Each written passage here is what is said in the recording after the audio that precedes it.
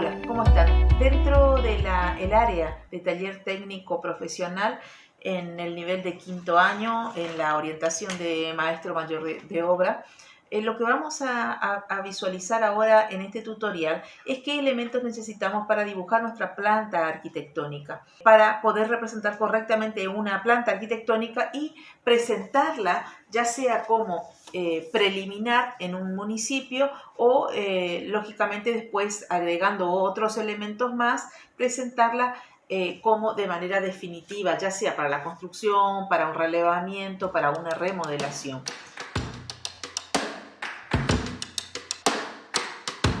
Necesitamos saber, para empezar, cuál va a ser el sitio de implantación de esa edificación. ¿Dónde está? ¿En qué barrio?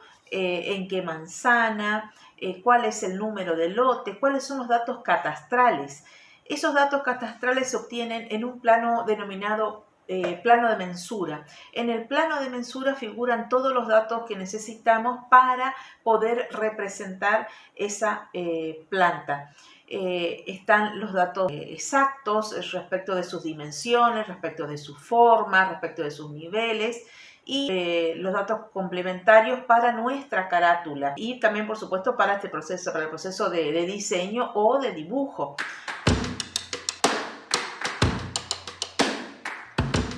Paralela a esta información, necesitamos tener en cuenta cuál es el reglamento o cuáles son las normativas vigentes respecto de las construcciones. Cada localidad, cada municipio, cada provincia tiene normativas que rigen las construcciones y la cuestión urbana. Se llama reglamento de obras privadas. Cuando vamos a una localidad y si vamos a realizar algún trabajo, necesitamos pedir ese reglamento y ahí hacemos una lectura pausada, acabada, con mucha paciencia, de qué es lo que establece ese reglamento en cuanto a cómo edificar y cómo poder y cuáles son las normativas también en cuanto a la representación gráfica. Ahí también aparece, por ejemplo, el tema de la carátula, qué datos deben aparecer en la carátula, qué dimensión tiene, cómo se realiza la presentación de la documentación técnica.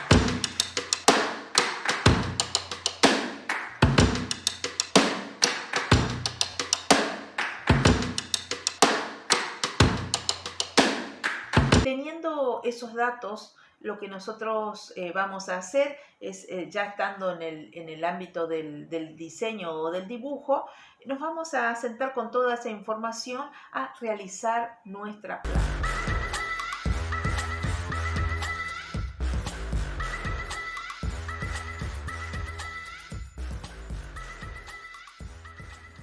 Vamos a dibujar el lote con sus correspondientes medidas según las mensuras que hemos consultado y vamos a marcar los ejes medianeros y línea de edificación en línea discontinua.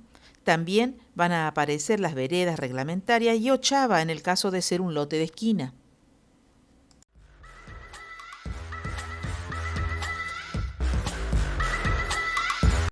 Una vez dibujado el contorno o perímetro de nuestro lote, estamos en condiciones de dibujar nuestra mampostería, identificando cuál es la estructura de soporte en color verde. También tenemos que tener en cuenta los otros colores que son empleados según sea una edificación a construir, existente con permiso, existente sin permiso, y también debemos diferenciar la estructura o mampostería a demoler en el caso de que la hubiera.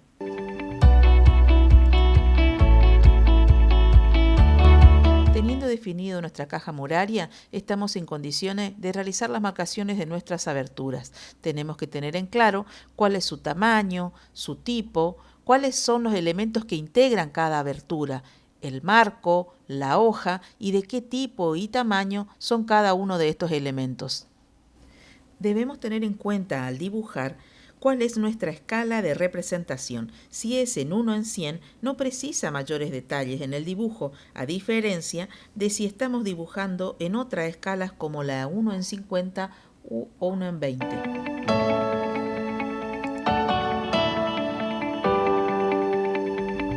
El dibujo de los pisos en las plantas arquitectónicas se realiza preferentemente en los núcleos húmedos, refiriéndonos específicamente a la cocina, los baños, lavadero y también espacios semicubiertos como balcones, deck de ingresos, porche, galerías.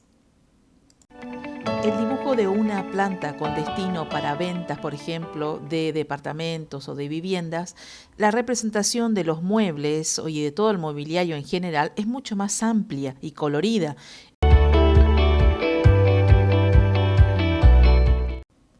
Para un plano de obra, como son muchos los elementos que debemos incorporar a la planta, es solamente exigencia equipar los artefactos que se encuentran dentro de los núcleos sanitarios, mesadas de cocina, lavadero, placares, y queda como opcional los muebles de living, camas, mesas y demás elementos muebles. Incorporar a nuestra planta los datos escritos y numéricos tal vez sea la actividad menos entretenida del dibujo técnico. A pesar de que son muchas las especificaciones a incorporar, la planta debe verse clara y fácilmente legible. Deben figurar las cotas parciales y totales, las dimensiones de cada espacio y el espesor correspondiente de mampostería. Se puede acotar fuera del dibujo, al margen de la planta, o bien se pueden atravesar también los espacios con las cotas, siempre y cuando sea empleado un criterio de orden y prolijidad. No olvidemos de registrar el sentido y el lugar por donde pasan los cortes.